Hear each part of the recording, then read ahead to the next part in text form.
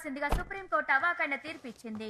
ఎన్నో ఏళ్లుగా జరుగుతున్న ఈ కేసులో జమీందార్ రాజశేఖర్ కు ప్రతికూలంగా, ఆ గ్రామ ప్రజలకు అనుకూలంగా తీర్పు వచ్చినందుకు గ్రామస్తులందరూ సంబరం చేసుకుంటున్నారు. 22 ఏళ్లకు మునుపు జమీందార్ రాజశేఖర్ తాళం వేసి ఉంచిన గర్భగుడిలోని రహస్య గది తాళాలను వెంటనే నాంచారపురం జిల్లా కలెక్టర్ కు అందజేయవలసిందిగా కోర్టు తమ తీర్పులో పేర్కొంది.